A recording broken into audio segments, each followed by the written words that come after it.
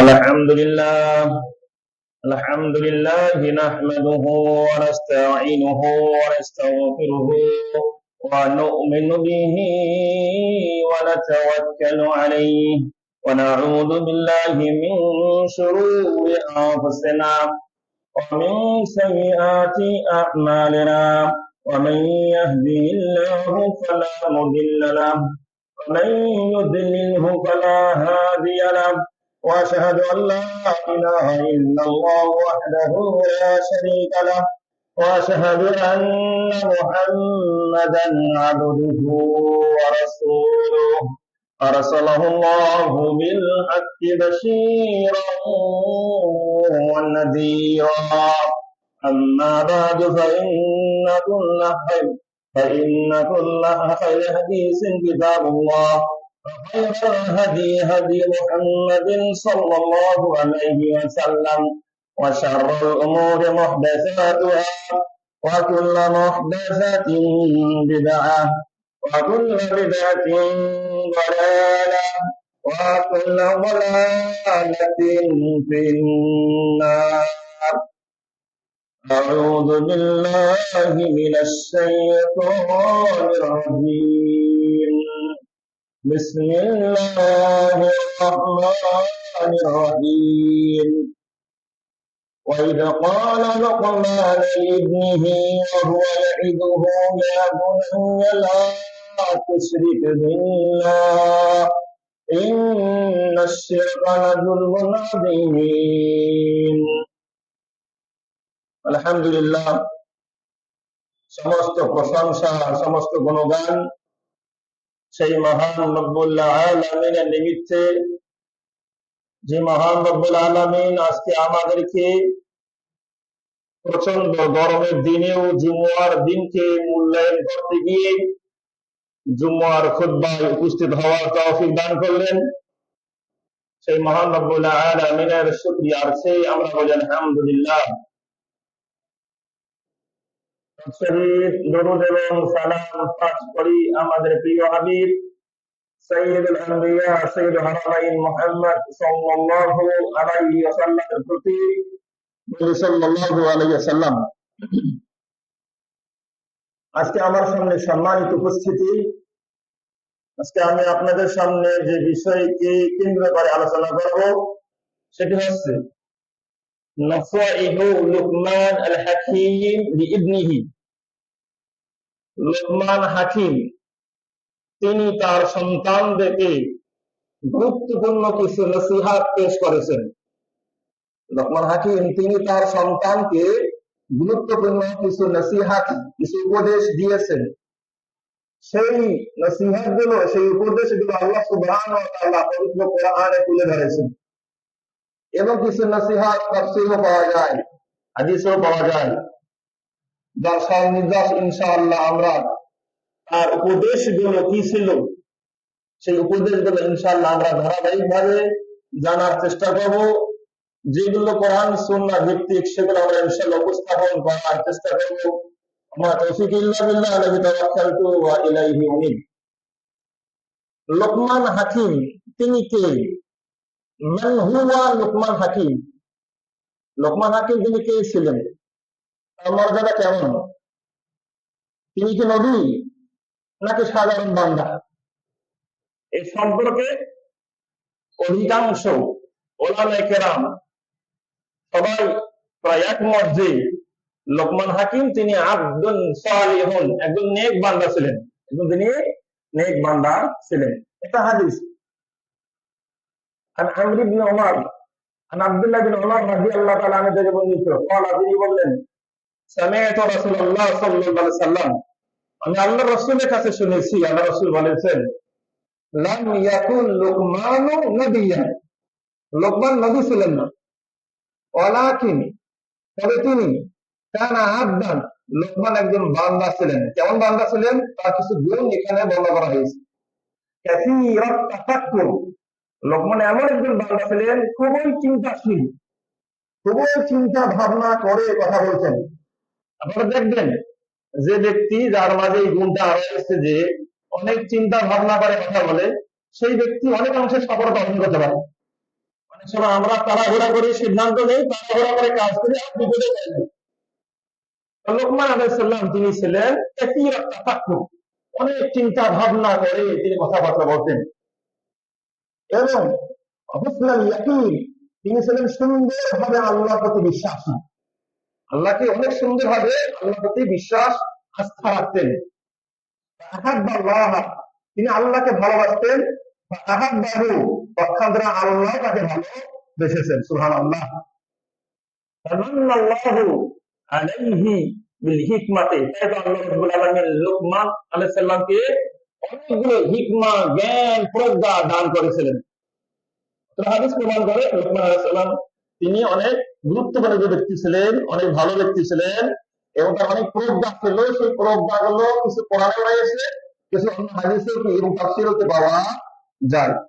আরেকটা হাদিস লোকমানের গুরুত্ব সম্পর্কে, عن عمرو بن قيس رحمه الله, আমর বিন কাইস রাহিমাহুল্লাহ তিনি বললেন, আন্না লোকমান ক্বালা লাহু রাজুলুন, একদা লোকমান আলাইহিস সালামকে একজন ব্যক্তি বলল যে আলাস্তা নাযাল্লাযী কানা কুতা তারা মাইল গানাম ফি কুল্লি মাকান। লোকমানকে এক ব্যক্তি বললেন, তুমি কি ওই ব্যক্তি নও যে তুমি আমার সঙ্গে ছাগল চড়াইতে, বিভিন্ন মাঠে ঘাটে ছাগল চড়াইতে, অমুক জায়গায় তমুক জায়গায় একসঙ্গে আমরা ছাগল চড়াইতাম, রাখাল ছিলাম, তুমি কি সেই ব্যক্তি নয়? আর লোকমান বলল, বাবা হ্যাঁ আমি তো সেই ব্যক্তি। তখন সেই ব্যক্তি তাকে বললো, আমার বাবা যা দীক্ষা না চাওয়া, তুমি যে এই মর্যাদায় উন্নীত হয়েছো, এই মর্যাদা বন্য ব্যক্তি হয়েছো, কিসের কারণে, কোন গুণের কারণে, কি গুণটা ছিল? তখন তিনি বললেন যে সিদকুল হাদিস, যে গুণের কারণে আজকে আমি এত মর্যাদা সম্পন্ন হয়েছি, মর্যাদা মণ্ডিত হয়েছি, এক নম্বর গুণটা আছে হুসনুল হাদিস, আমি কথা বলতে গিয়ে সত্য কথা বলি, কখনো মিথ্যার আশ্রয় নেই না, সবসময় সত্য কথা বলি। আর কি করি? ওয়া আদাউল আমানাত, আমানত রক্ষা করি, আমানত আদায় করি, আমানতের খেয়ানত করি না। যার প্রতি যে বিষয়ে আমি আমানত করেছি, আমানত নিয়েছি, সেই আমানত আমি যথাযথ রক্ষা করেছি। এই গুণগুলো আমার মাঝে রয়েছে। আর কি গুণ আছে? তারকু মা লা ইয়ানি, যে কাজে কোনো উপকার নাই, ফায়দা নাই, সে কাজেই বর্ণন করেছি। যে কাজে, যে কথায় কোনো উপকার নাই, কোনো ফায়দা নাই, কোনো কল্যাণ নাই, সে সমস্ত কথাবার্তা আমি পরিহার করেছি। এই কারণে আমি এতটা মর্যাদা সম্পন্ন হতে পেরেছি। আমরাও যদি এরকম হতে চাই, আমরা যদি ভালো ব্যক্তি হতে চাই, তাহলে আমাদেরকে এই গুণগুলো আমাদের মধ্যে থাকা প্রয়োজন। সত্য কথা বলতে হবে, আমানত রক্ষা করতে হবে, এবং প্রয়োজন নাই এমন কথা পরিত্যাগ করতে হবে। অনেক সময় দেখা যায়, ভাইয়েরা শুনেন, অনেক সময় দেখা যায় বন্ধু বন্ধু ঝগড়া লাগে, প্রতিবেশী প্রতিবেশী ঝগড়া লাগে, ওই সমস্ত কথাবার্তাকে কেন্দ্র করে যে কথাবার্তা কোনো ফায়দা নেই, যে কথাবার্তা কোনো ফায়দা নেই, সেই কথাবার্তাকে নিয়ে কি ঝগড়া লাগে।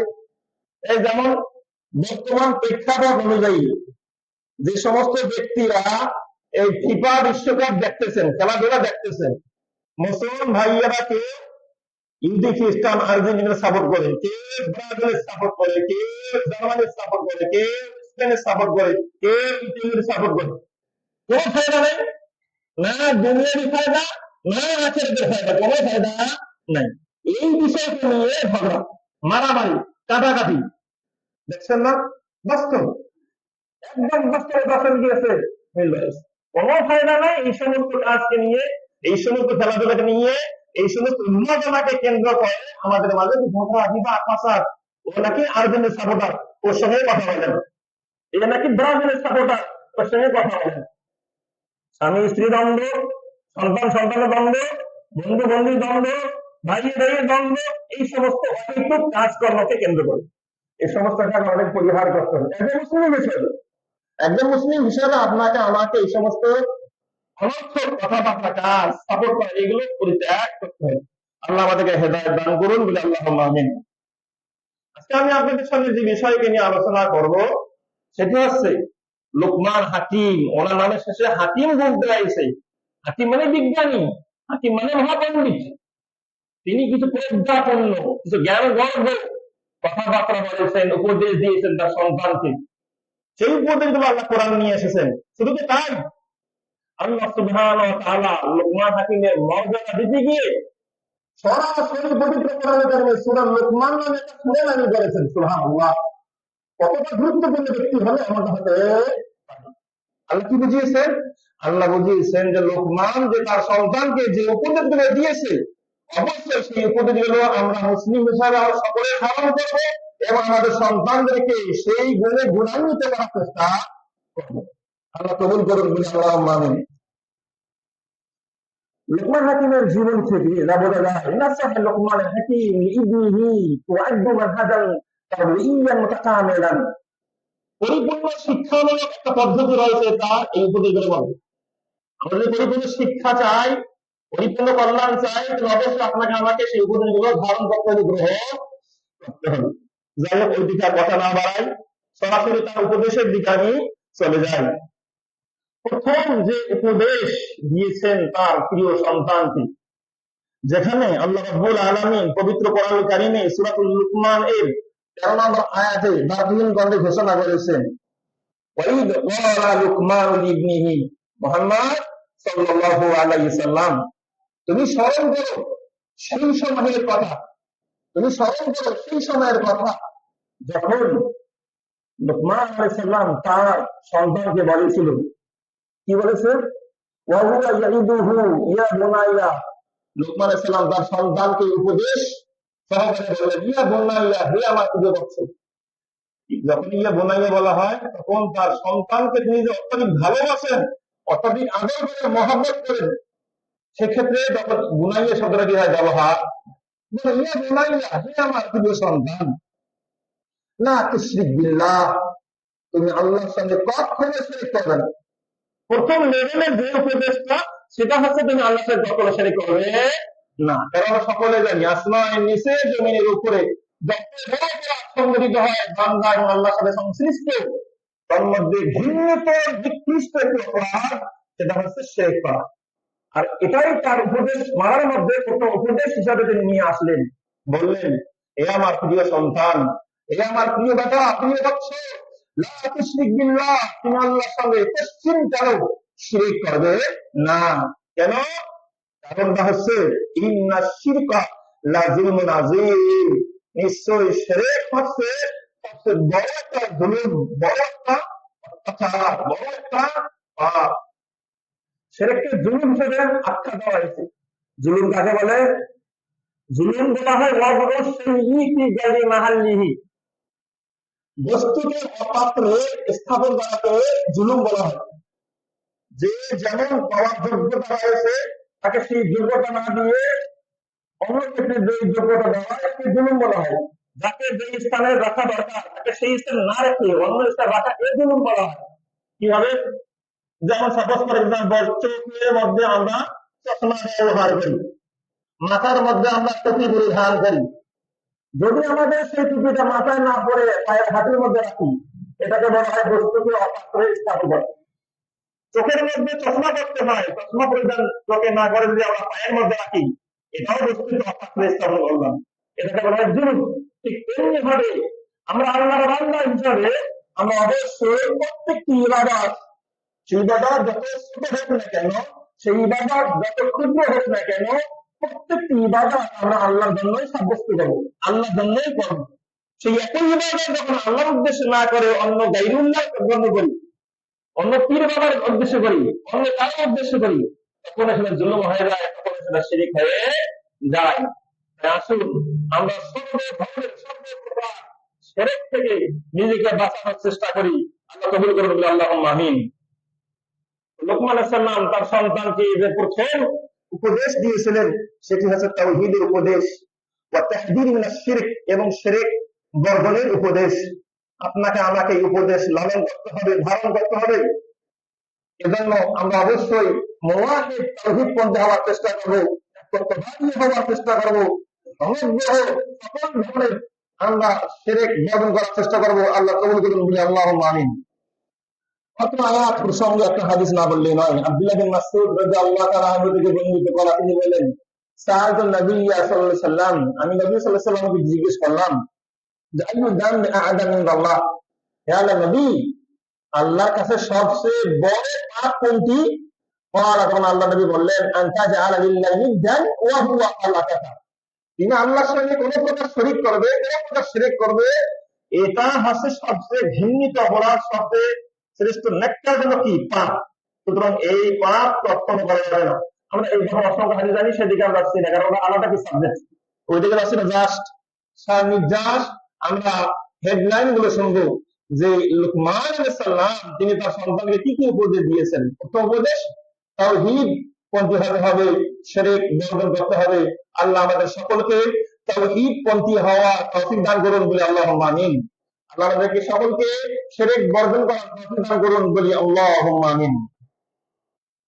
দ্বিতীয় উপদেশ, সেটা হচ্ছে আল ইহসান ইলাল ওয়ালিদাইনি ওয়া বিরহুমা, পিতামাতার প্রতি সদাচরণ করা। লোকমান আলাইহিস সালাম তিনি তার সন্তানকে দ্বিতীয় উপদেশ হিসাবে যেটা দিয়েছেন সেটা হচ্ছে পিতা মাতার প্রতি সদাচরণ করা, ও বিরহুমা তাদের সঙ্গে ভালো আচরণ করা। আল্লাহ রাব্বুল আলামিনের তাওহীদের পরে যে দ্বিতীয় উপদেশ হিসেবে তিনি নিয়ে আসলেন সেটা কিন্তু পিতা মাতার সদাচরণ।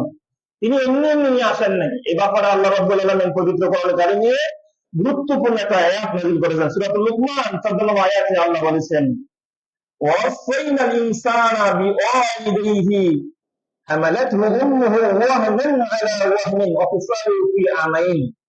আল্লাহ বলেছেন, ওয়াসাল ইনসানা, আমি মানুষদেরকে যেভাবে কঠোরভাবে আদেশ করেছি, বিওয়ালিদাইহি, তারা যেন তাদের পিতামাতার সঙ্গে সদাচরণ করে, পিতামাতার সঙ্গে ভালো আচরণ করে, সৌজন্যমূলক আচরণ করে, কোনো প্রকার পিতামাতাকে কষ্ট প্রদান না করে। হামালাতহু উম্মুহু ওয়াহানান, এর কারণ হিসেবে আল্লাহ রাব্বুল আলামিন উল্লেখ করেছেন। কেন? এর কারণটা কি? পিতামাতা কি অবদান রয়েছে আমাদের প্রতি, এই অবদানটা আল্লাহ রাব্বুল আলামিন পবিত্র কোরআন কারিমে তুলে ধরেছেন। আল্লাহ বলেছেন, আমালাতু উম্মুহু ওয়াহানান আলা ওয়াহানিন, সেই মা বিশেষ করে সন্তানকে গর্ভে ধারণ করেছেন, গর্ভে ধারণ করেছেন সেই সন্তানকে কষ্টের পর কষ্ট, কষ্টের পর কষ্ট, অনেক কষ্ট সহ্য করেছেন গর্ভে ধারণ করতে গিয়ে। ওয়াফিসালু ফি আমাইন, শুধু কি তাই, 10 মাস 10 দিন হাইস্ট এই লেভেলে পর্যন্ত গর্ভে ধারণ করেছেন, পেটের মধ্যে বাচ্চা ধারণ করেছেন, এই যে কঠিন কষ্ট সহ্য করেছেন। শুধু কি তাই, এরপর আরো কষ্ট সহ্য করেছেন। ওয়াফিসালু ফি আমাইন, টানা প্রায় 2 বছর সেই বাচ্চাকে দুধ পান করিয়েছেন। এটা হচ্ছে কঠিন একটা অবদান পিতা মাতার প্রতি, বিশেষ করে মায়ের প্রতি।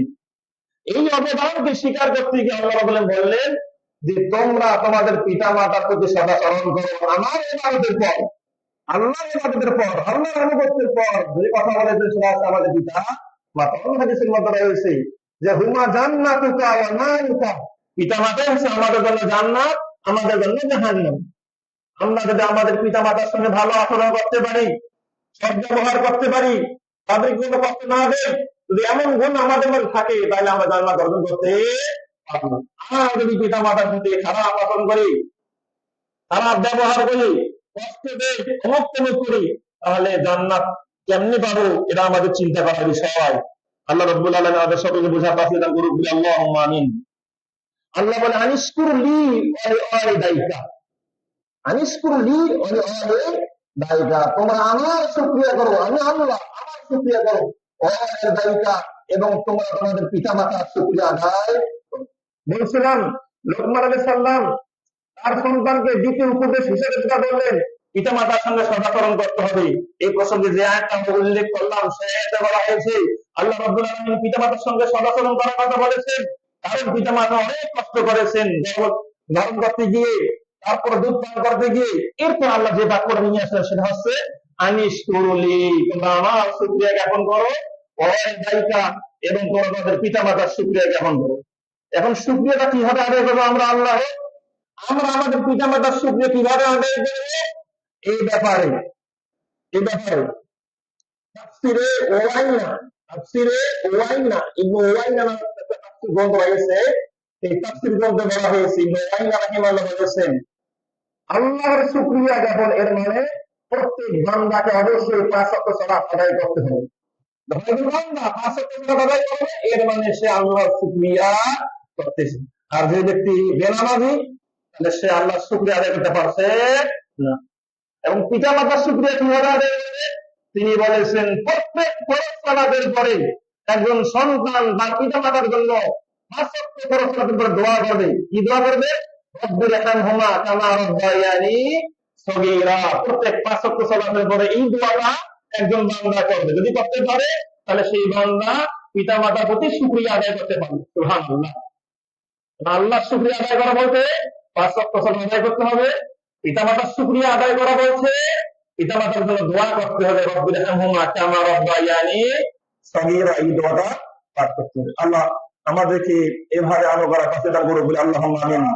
এবং স্পষ্ট সহিহ বুখারীর মধ্যে রয়েছে পিতা মাতার গুরুত্ব সম্পর্কে, বিশেষ মায়ের গুরুত্ব সম্পর্কে। যা রাসূলুল্লাহ সাল্লাল্লাহু আলাইহি ওয়াসাল্লাম একজন ব্যক্তি আল্লাহ রাসূলের কাছে আসলেন, এসে বললেন, ইয়া রাসূলুল্লাহ, ইয়া রাসূল, মান আহাক্কু আন-নাস বিহুসনি সাহাবাতি। আমার সদাচরণ পাওয়ার সবচেয়ে বেশি অগ্রাধিকার কে রাখেন? আমার সদাচরণ পাওয়ার সবচেয়ে বেশি অগ্রাধিকার কে রাখেন? ক্বাল, আল্লাহ রাসূল বলে, উম্মুকা। সকলের হাদিস মুখস্থ রয়েছে, আল্লাহ রাসূল বলে উম্মুকা, তোমার মা রাখেন। এবার আবার বললেন, তারপর কে রাখেন? আবার আল্লাহ রাসূল বললেন, উম্মুকা, তোমার মা রাখেন। এবার আবার জিজ্ঞেস করলেন, তারপর কে রাখেন? আবার বললেন উম্মুকা। চতুর্থবার বললেন, সুম্মা আবুকা, তোমার বাবা রাখেন। এর মানে মা বেশি সদাচরণ পাওয়ার আমাদের কাছে ক্ষমতা রাখেন না। সেই মাকে যখন আমরা গালিগালাজ করি, সেই মাকে যখন আমরা তুচ্ছ তাচ্ছিল্য করি, সেই মাকে যখন আমরা মনে কষ্ট দেই, তাহলে কেন হলো? সবগুলো কবিরা গুনাহের অন্তর্ভুক্ত। যাদের আমাদের পিতা মাতার বেঁচে রয়েছে, আমরা পিতা মাতার কাছ থেকে ক্ষমা চেয়ে নেব, তাদের কাছ থেকে মাফ চেয়ে নেব, তাদের সঙ্গে ভালো আচরণ করার চেষ্টা করবো। তারা যেন আমার কথায়, আমার কাজে, আমার ব্যবহারে কোনো প্রকার কষ্ট প্রাপ্ত না হয়, এই চেষ্টা আপনাকে আমাকে করতে হবে। তাদেরকে সব সময় রাজি খুশি রাখার চেষ্টা করতে হবে। আপনি কবুল করুন বলে আল্লাহুম্মা আমিন। বলছিলাম, লুকমান সাল্লাম তার সন্তানকে গুরুত্বপূর্ণ কিছু উপদেশ দিয়েছিলেন, কিছু নসিহত করেছিলেন। দুটি নসিহত উপস্থাপন করলাম। 3 নম্বর যে নসিহত উপদেশ, সেটা আছে মুরাকাবাতুল্লাহি তাআলা ওয়াল খাউফ মিনহু। তার সন্তানকে এই নসিহত করলেন যে, এই আমার প্রিয় বাচ্চা, শুনে রাখো, আল্লাহ তোমাকে সার্বক্ষণিক পর্যবেক্ষণ করতেছেন। আল্লাহ সার্বক্ষণিক একজন বান্দাকে পর্যবেক্ষণ করেন। একজন বান্দা কোনো কিছু গোপনে করতে পারবে না, সব কিছু আল্লাহ জানেন। আল্লাহ বলছেন না, মা ইয়ালফিযু মিন কাওলিন ইল্লা লাদাইহি রাকীবুন আতীদ। একজন বান্দা যে মুখ দিয়ে যে কথা উচ্চারণ করে না কেন, সেই কথাকে লিখে রাখার জন্য আল্লাহর পক্ষ থেকে অত্যন্ত প্রহরী ফেরেশতারা নিয়োজিত রয়েছেন। প্রত্যেকটা কথা কিন্তু লিখে রাখেন, কি বলতেছি, কি করতেছি, সব কিছু লিখে রাখেন। আল্লাহর কাছে কোনো কিছু গোপন থাকে না। এই আমার সন্তান, শুনে রাখো, তুমি কি কাজ করতেছো, তুমি কোন অপরাধ করতেছো, তোমার মধ্যে কোন গুনাহ হচ্ছে, সব কিছু আল্লাহ রাব্বুল আলামিন পর্যবেক্ষণ করতেছেন, আল্লাহ দেখতেছেন। সুতরাং সাবধান, ইত্তাকিল্লাহ, আল্লাহকে ভয় করে কোন গুনাহ করবে না, কোনো পাপ করবে না। সব পাপ তুমি অ্যাভয়েড করে চলবে, পরিত্যাগ করে চলবে।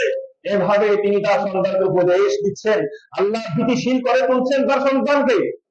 ঠিক তেমনি ভাবে আপনাকে আমাকেও আমাদের সন্তানকে বলা শেখাতে হবে, বাবা তুমি মিথ্যা কথা বলো না, বাবা তুমি সৎ কথা বলো, সত্য কথা বলো, বাবা তুমি এই কাজটা করো না, অমুকটা করো না, তমুকটা করো না, এটা করলে আল্লাহ নারাজ হন, আল্লাহ অখুশি হন। এইভাবে আমাদের সন্তানদেরকে লালিত পালিত করতে হবে। আল্লাহ এইভাবে আমাদের সন্তানদেরকে তৈরি করার তৌফিক দান করুন বলে আল্লাহুম্মা আমিন। তাহলে আল্লাহ রাব্বুল আলামিন সবকিছু দিবেন। দেখেন, এই ভয়টা আমাদের সন্তানদের মধ্যে কি তৈরি করতে হবে। এই প্রসঙ্গে আল্লাহ রাব্বুল আলামিন পবিত্র কোরআনে কারিমে একটা আয়াত নাযিল করেছেন, সূরাতুল লুকমান 16 নম্বর আয়াতে আল্লাহ বলেছেন, লোকমানের কথা বলতে গিয়ে, ইয়া বুনাইয়া, লোকমান তার সন্তানকে বলল, হে আমার প্রিয় বৎস, হে আমার প্রিয় সন্তান, ইন্নাহা ইন তাকু মিসকাল হাববাতিন মিন খারদালিন ফাতাকুন ফি সাফরাতিন। মনে রাখো, যদি সরিষার দানা পরিমাণও কোনো কথাবার্তা, কোনো কাজ, ফাতাকুন ফি সাফরাতিন, যদি সেই জিনিসটা কোনো পাথরের মধ্যে থাকে, আপনি সামাওয়াতি যত কোনো আসমানে থাকে, আপনি আরবে যত কোনো জমিনে সে কথা থাকে, সে কাজটা হয়ে গেছে তোমার মাধ্যমে, যেমন কিছু হয়ে থাকে, ইয়াতি বি আল্লাহ, আল্লাহ সেই কাজটাকে, সেই কথাকে তার কিয়ামতের ময়দানে উপস্থাপন করবেন। অমুক সময়, অমুক দিনে, অমুক জায়গায়, অমুক দেশে, গোপনে তিনি কি করেছিলেন, এটা আল্লাহ রাব্বুল আলামিন কাল কিয়ামতে কি করবেন, আমাদের সামনে উপস্থাপন করবেন। সেই সক্ষমতা রয়েছে আল্লাহ রাব্বুল আলামিনের, সেই ক্ষমতা রয়েছে। সুতরাং সাবধান, তুমি আল্লাহর কখনো অবাধ্য হবে না। এই শিক্ষা তিনি তার সন্তানকে দিচ্ছেন। ইন্নাল্লাহা লাতীফুন খাবীর, আল্লাহ রাব্বুল আলামিন সূক্ষ্মদর্শী, সব কিছু খবর রাখেন। তাহলে এখান থেকে আমাদের একটা শিক্ষা হচ্ছে, আমরা আমাদের সন্তানদেরকে যেমনি ভাবে লোকমান সাল্লাল্লাহু আলাইহি ওয়াসাল্লাম সন্তানকে বলেছেন যে তুমি আল্লাহ অগোচরে কোনো কিছু করতে পারবে না, আল্লাহ সব কিছু জানেন, তাই আমরা আমাদের সন্তানকে সেভাবে লালন পালন করার চেষ্টা করব, সন্তানের প্রতি আল্লাহর ভয় ভীতি তৈরি করার চেষ্টা করব। আল্লাহ এইভাবে আমাদের সন্তানদেরকে তৈরি করার, লালন পালন করার তৌফিক দান করুন, বলি আল্লাহুম্মা আমিন। এ প্রসঙ্গে একটা হাদিস না বললেই নয়, ওসিয়াতুন নবী সাল্লাল্লাহু আলাইহি ইবনে আব্বাস রাদিয়াল্লাহু তাআলা আনহু, আল্লাহ নবী সাল্লাল্লাহু আলাইহি সাল্লাম ইবনে আব্বাস রাদিয়াল্লাহু তাআলা আনহুকে একটা উপদেশ দিয়ে বললেন, ইয়া গোলাম, হে ছোট্ট বাচ্চা, হে ছোট্ট বালক ইবনে আব্বাস, ইন্নী উআল্লিমুকা কালিমাতিন, আমি তোমাকে কিছু বাক্য শিক্ষা দেব, আমি তোমাকে কিছু কথাবার্তা শিক্ষা দেব, ইহফাদিল্লাহ ইয়াহফাদকা, যে কথা শিক্ষা দেবে তার মধ্যে একটা কথা আছে, ইহফাদিল্লাহ, তুমি আল্লাহর বিধিবিধান গুলো সংরক্ষণ করবা, আল্লাহর আদেশ কোনটা এটাকে সংরক্ষণ করবা, আল্লাহর নিষেধ কোনটা এটাকে সংরক্ষণ করে সেটাকে পরিহার করবে, পরিত্যাগ করবে। যদি এভাবে চলতে পারো, এক কাজটা আল্লাহ তোমাকে সংরক্ষণ করে, তোমাকে রক্ষা করবে। সুবহানাল্লাহ। আমরা আল্লাহর বিধিবিধান পালন করতে পারি, আল্লাহর আদেশ এগুলো পালন করতে পারি, আল্লাহর নিষেধ এগুলো পরিত্যাগ করতে পারি, তাহলে আল্লাহ আমাকে রক্ষা করবেন, আল্লাহ আমার সংরক্ষণের দায়িত্ব নিয়েছেন। সুবহানাল্লাহ। আল্লাহ রাব্বুল আলামিন আমাদের সকলকে আল্লাহর বিধিবিধানগুলো মানার তৌফিক দান করুন, আল্লাহুম্মা আমিন। পরে আরো বলেছেন, ইহফাদিল্লাহ, আল্লাহকে সংরক্ষণ করো, আল্লাহর বিধানকে মূল্যায়ন করো, তাজিদহু তুজাহাকা, তাহলে তুমি এর বদলে তুমি যখন বিপদে পড়বে আল্লাহর পক্ষ থেকে অবশ্যই অবশ্যই তুমি উপকৃত হবেই হবে ইনশাআল্লাহ। আল্লাহর বিধানকে মূল্যায়ন করতে হবে, আল্লাহর বিধানকে বিধানগুলো দেখা যাবে না। আমরা প্রায় আপনাদেরকে বলে থাকি, প্রিয় ভাইয়েরা, জুম্মার দিনকে মূল্যায়ন করুন, জুম্মার দিনে আগে আসুন, প্রায় বলে থাকি, প্রায় স্মরণ করে দিয়ে থাকি, যেহেতু শয়তান আমাদেরকে মিসগাইড করতেছে, ভ্রষ্ট করতেছে, তাই আমরা আপনাদেরকে প্রায় বলে থাকি, এখনো বলছি যে মসজিদে আপনি সালাত আদায় করুন না কেন, আপনি সর্বাত্মক ভাবে চেষ্টা করবেন সেই মসজিদে যেন খুতবার আগে আপনি উপস্থিত হতে পারেন, কারণ খুতবার আগে আপনি মসজিদে উপস্থিত হতে পারলে তবেই কিন্তু ফেরেশতারা আপনার নাম লিখবেন যে হ্যাঁ জুমায় শরীক হয়েছে। আর খুতবা যখনই শুরু করে দিয়েছে তখনই কিন্তু কি দপ্তরখানা একদম বন্ধ করে দিয়েছে, মানে আপনার নাম আর ওঠে নাই। আপনার নামটা যদি ফেরেশতাদের খাতার মধ্যে উঠাইতে চান তাহলে অবশ্যই আপনাকে খুতবার আগেই আসতে হবে, এর বিকল্প কোনো পথ নেই। আল্লাহ আমাদের সকলকে বোঝার তৌফিক দান করুন, আল্লাহুম্মা আমিন।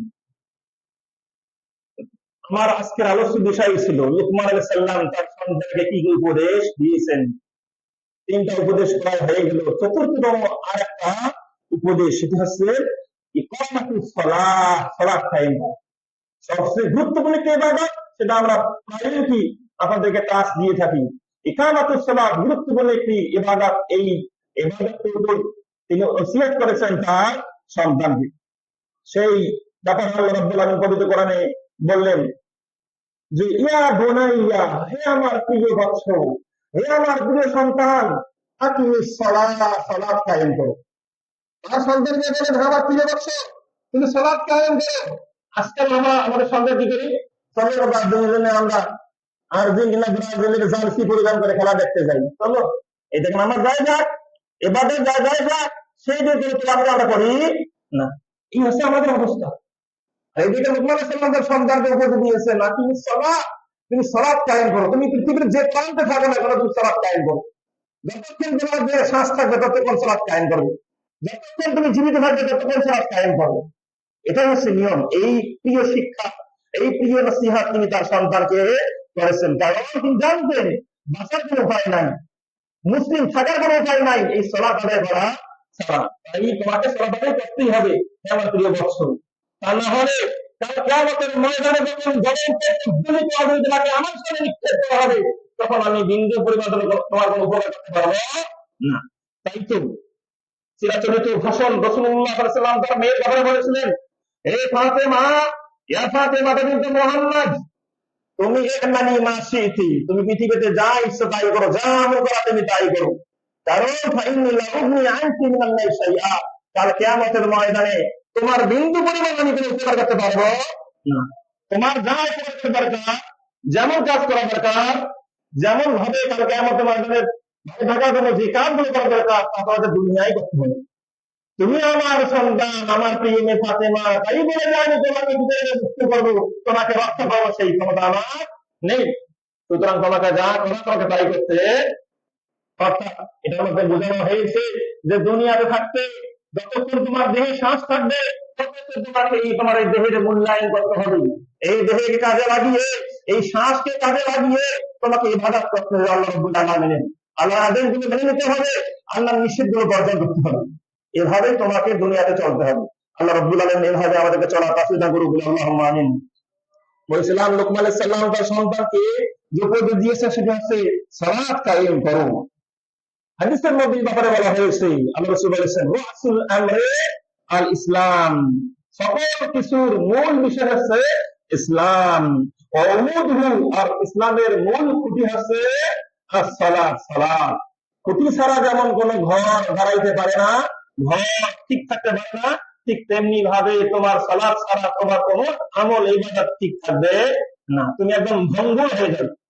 আল্লাহ রাব্বুল আলামিন আমাদের খুঁটি ঠিক রাখার তৌফিক দান করুন, আল্লাহুম্মা আমিন।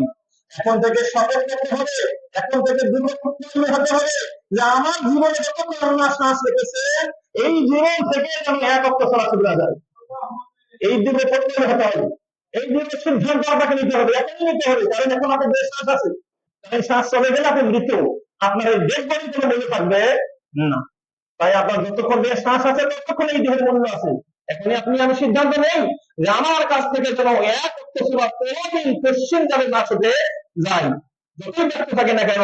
কারণ ব্যস্ততা এটা কোনো অজুহাত নয়, ব্যস্ততার মাঝে ইবাদত করা হয় আল্লাহ রাব্বুল আলামিন কি পছন্দ করেন, আর এটাই আল্লাহ রাব্বুল আলামিন চান। তাই একজন ব্যক্তি মুসলিম থাকতে হলে অবশ্যই তাকে সালাত আদায় করতে হবে, এর বিকল্প কোনো পথ নাই। আল্লাহ আমাদের কবুল করুন বলে আল্লাহুম্মা আমিন। 5 নম্বর আরেকটি উপদেশ, সেটা হচ্ছে আল আমরু বিল মারুফ ওয়ান নাহয়ু আনিল মুনকার। আপনাকে আমাকে, আমরা মুসলিম হিসাবে আমাদের উপর অনেক দায়িত্ব রয়েছে, অনেক কর্তব্য রয়েছে। আমি কি কর্তব্য, সেটি হচ্ছে এটা হলো ওই বাণী বাল্লিগু আন্নি ওয়ালাউ আয়া। একটা বিধান জানা থাকলে মানুষের কাছে পৌঁছে দিতে।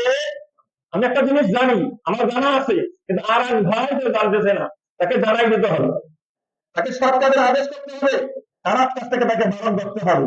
এই উপদেশটুকু লোকমান হাকিম তার সন্তানকে দিয়েছিলেন। আল্লাহর ভাষায় তিনি বলেছেন ওয়া'মুরু বিল মা'রুফ, আল্লাহ তাকে বলেছেন তুমি সৎ কাজের মানুষকে আদেশ করো, ওয়ানহা আনিল মুনকার, অসৎ কাজ থেকে বারণ করো। লোকমান হাকিম তার প্রিয় সন্তানকে এটা বলেছেন, এটা শিখিয়েছেন যে আমার প্রিয় বৎস, আমার প্রিয় সন্তান, যখন দেখবে তোমার সামনে কেউ গৃহীত কাজ করছে, অসাধু কাজ করছে, খারাপ কাজ করবে, তুমি তাকে বাধা প্রদান করবে, তুমি তাকে নিষেধ করবে, শক্তি থাকলে নিষেধ প্রদান করবে, আর কোন বিষয়ে ভালো কাজের বিষয়ে তাকে আদেশ প্রদান করবে। এইভাবে তোমাকে কাজ করতে হবে। এই প্রসঙ্গে রাসূলুল্লাহ সাল্লাল্লাহু আলাইহি ওয়াসাল্লাম বলেছেন, আবু সাঈদ খুদরি হাদিস কি বিখ্যাত হাদিস, আল্লাহ রাসূল বলেছেন মান রাআ মিনকুম মুনকারান, তোমাদের মধ্যে যদি কোনো ব্যক্তি কোনো খারাপ কাজ দেখতে পায়, কোনো গৃহীত কাজ দেখতে পায়, আমি গায়্যিরহু বিয়াদিহি, তার শক্তি ক্ষমতা পাওয়ার থাকলে সে হাত দিয়ে সেটাকে প্রোটেকশন দেবে, সেটাকে নিয়ন্ত্রণ করবে, সেটাকে প্রতিহত করবে। ফাইল্লাম ইয়াস্তাতি, যদি তার হাত দিয়ে প্রতিহত করার ক্ষমতা না থাকে, তবে লিসানি, বক্তৃতার মাধ্যমে, কথা বলার মাধ্যমে, নিষেধ করার মাধ্যমে তাকে প্রতিহত করার চেষ্টা করতে হবে। ফাইল্লাম ইয়াস্তাতি তাদের কলবি, এটাও ক্ষমতা না থাকলে তাদের কলবি, অন্তত কমপক্ষে তাকে ঘৃণা করতে হবে, অন্তত যে আমার সামনে, আমার এলাকায়, আমার প্রতিবেশী এই কাজগুলো করতেছে, মুখ দিয়ে বলতে গেলেও বিপদ, আর হাত দিয়ে তোমাকে দিতে পারবো না, কমপক্ষে আমি অন্তত ঘৃণা করি। এমনটা নয় যে ওরা খারাপ কাজটা করতেছে, ওরা অনুকূল করতেছে, অন্তত দিয়ে আমি তৃপ্তি লাভ করবো। যদি এমনটা হয় তাহলে কিন্তু বাধা বাধা করলাম না, তাহলে আমি ঘৃণা করতে পারলাম না। ওরা ওই খারাপ কাজগুলো করতেছে, এটাকে পরিপূর্ণভাবে ঘৃণা করতে হবে, অপছন্দ করতে হবে, তাহলে আমরা কিন্তু ঘর আদায় করতে পারলাম। এভাবে কমপক্ষে আপনাকে আমাকে সৎ কাজে আদেশ করতে হবে, অসৎ কাজ থেকে নিষেধ করতে হবে। আল্লাহ রাব্বুল আলামিন এইভাবে আমাদের সকলকে পৃথিবীতে দুনিয়াতে চলার তৌফিক দান করুন, বলি আল্লাহুম্মা আমিন।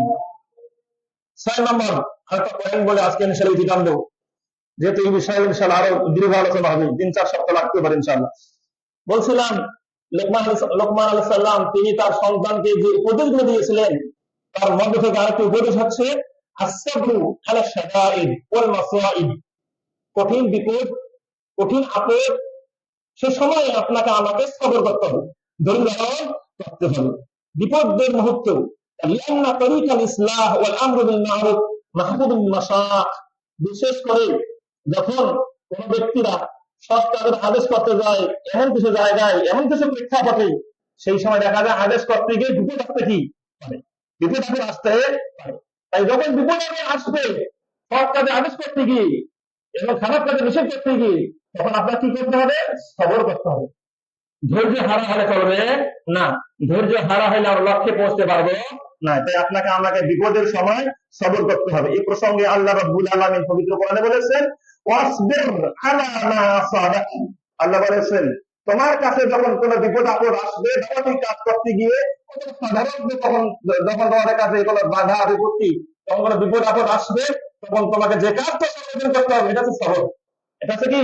সবর। ধৈর্যের পরিচয় দিতে হবে। কারণ কারণ এই ধৈর্য ধারণ করাটা হচ্ছে সবচেয়ে বড় সাহসিকতাপূর্ণ কি কাজ। কারণ সবাই কিন্তু আমরা ধৈর্য করতে পারি না। ধৈর্য হারা হয়ে এমন কাজ করে বসি, তখন দেখা যায় ভিতরে বিপদ হয়ে যায়। তাই বিপদ আসলে আপনাকে আমাকে ধৈর্যের পরিচয় দিতে হবে। লুকমান 17 আয়াত। এ প্রসঙ্গে রাসূলুল্লাহ সাল্লাল্লাহু আলাইহি ওয়াসাল্লাম একটা হাদিস বলেছেন, গুরুত্বপূর্ণ একটা হাদিস, সুন্দর একটা হাদিস। রাসূলুল্লাহ সাল্লাল্লাহু আলাইহি ওয়াসাল্লাম বলেছেন, আজাবান মিন আমরিল মুমিন, মুমিনদের ব্যাপারটা খুবই আশ্চর্যজনক। মুমিনদের ব্যাপারটা খুবই আশ্চর্যজনক। সেটা কি? ইন্না আমরাহু কুল্লাহু খায়র, মুমিনদের প্রত্যেকটা বিষয়ে কল্যাণকর। সুবহানাল্লাহ। খাঁটি মুসলিম হতে পারে, খাঁটি মুমিন হতে পারে। আল্লাহ রাসূল বলেছেন ইন্নাল আমরা কুল্লাহু খায়র, মুমিনের প্রত্যেকটা বিষয়ে কল্যাণকর। কিভাবে? তিনি বলেন এটা মুমিন ছাড়া অন্য কারো জন্য কি নয়, মুমিনদের জন্য একমাত্র প্রত্যেকটা বিষয় কল্যাণকর। যখন একজন মুমিনের কাছে কোন আনন্দদায়ক খুশির প্রফুল্লতার কোন বিষয় তার সামনে উপস্থাপন হয়, উপস্থিত হয়, ফাকানা খায়রান লাহু, তখন সে মুমিন কি করে? শাকারা, আলহামদুলিল্লাহ পাঠ করে। আমার সন্তান পাস করেছে, আলহামদুলিল্লাহ। টাকা পয়সা পেয়েছি, আলহামদুলিল্লাহ। আমার সন্তান হাফেজ হয়েছে, আলহামদুলিল্লাহ। আমার সন্তান সত্য কথা বলা শুরু করেছে, আলহামদুলিল্লাহ। আমার সন্তান মিথ্যা ত্যাগ করেছে, আলহামদুলিল্লাহ। যখন মুমিনের কাছে কোন আনন্দের বিষয় আসে, তখন মুমিন কি বলে? আলহামদুলিল্লাহ পাঠ করে। আর আলহামদুলিল্লাহ পাঠ করা তার জন্য অবশ্যই কল্যাণকর, পক্ষান্তরে যখন একজন মুমিনের কাছে কোন বিপদ আসে, আপদ আসে, অনেক কষ্টকর বিষয় আসে, প্রকৃত মুমিন তখন সবর করে। সুবহানাল্লাহ। তখন প্রকৃত মুমিন কি করে? সবর করে, ধৈর্যশীল হয়। আর ধৈর্যশীল হওয়াটা তার জন্য অবশ্যই কি কল্যাণকর। তাই আল্লাহ রাসূল বললেন মুমিনদের প্রত্যেকটা বিষয়ই কল্যাণকর। বিপদ আসলে সে সবর করে এবং আনন্দের কোনো বিষয় আসলে সে আলহামদুলিল্লাহ পাঠ করবে। এই গুণটা আমরা অবশ্যই অর্জন করার চেষ্টা করব। আল্লাহ রাব্বুল আলামিন আমাদের সকলকে বোঝার তৌফিক দান করুক, বলে আল্লাহুম্মা আমিন। এই সম্পর্কে পরিপূরক কমপ্লিমেন্ট একটি হাদিস না বললেই না, সেটি হচ্ছে এখন রাসূলুল্লাহ সাল্লাল্লাহু আলাইহি ওয়াসাল্লাম শিক্ষা দিলেন একটা হাদিস, যখন কোন ব্যক্তির কোন সন্তান মৃত্যুবরণ করে, তখন সে যেন সবর করে। কি করে? সবর করে। প্রথম লেভেলে সবর করতে হয়। যখন একজন সন্তান, কোন ব্যক্তির সন্তান মারা যায়, তখন আল্লাহ রাব্বুল আলামিন ফেরেশতাকে বলে যে যাও গিয়ে দেখো তো সেই ব্যক্তি কি বললো, তার সন্তান, তার প্রিয় সন্তান যে মারা গেল, মৃত্যুবরণ করলো, সে কি বললো। তখন সেই ফেরেশতা আল্লাহকে বলে, হে আল্লাহ, সে ইন্না লিল্লাহি ওয়া ইন্না ইলাইহি রাজিউন, ও হামিদাকা, এবং আপনার প্রশংসা করেছে যে আল্লাহর মাল আল্লাহ নিয়ে নিয়েছেন, এবং সে ইন্না লিল্লাহি ওয়া ইন্না ইলাইহি রাজিউন বলেছেন। তখন আল্লাহ বললেন যে যাও তুমি সেই বান্দাকে সুসংবাদ দাও, জান্নাতের একটা বাড়ির সুসংবাদ দাও, এবং সেই বাড়ির নামকরণ করো প্রশংসার বাড়ি, প্রশংসার গৃহ। সুবহানাল্লাহ। কঠিন মুহূর্তে আপনি সাপোজ মনে করেন তো আপনার প্রিয় সন্তানকে আপনার সঙ্গে সামনেই কি মৃত্যুবরণ করতেছে, আপনার কেমন অবস্থা তৈরি হবে, কেমন সিচুয়েশন তৈরি হবে? সেই কঠিন সিচুয়েশনে, সেই কঠিন অবস্থায় যদি আপনি বলতে পারেন আলহামদুলিল্লাহ, এই আলহামদুলিল্লাহ বলা আল্লাহ অনেক পছন্দ করেন। এই কারণে সেই ব্যক্তি আল্লাহর পক্ষ থেকে এমন একটা বাড়ি পাবে যেটাকে বাইতুল হামদ নামে নামকরণ করা হয়েছে। বলছিলাম আপনাকে আমাকে সবর করতে হবে, ধৈর্যশীল হতে হবে। এই 6টা যে নসিহত লোকমান আলাইহিস সালাম তার সন্তানকে করেছেন, আজকে যা শুনলাম, যারা প্রথম থেকে শুনেছেন হয়তো বা কিছুটা বুঝতে পেরেছেন। আল্লাহ রাব্বুল আলামিন আমাদের সকলকে এগুলো বুঝে আমাদের জীবনে আমল করা তৌফিক দান করুক বলে আল্লাহুম্মা আমিন। আল্লাহ সুবহানাহু ওয়া তাআলা আমাদের সকলকে কোরআন সুন্নাহ মাফিক জীবন যাপন করা তৌফিক দান করুক বলে আল্লাহুম্মা আমিন।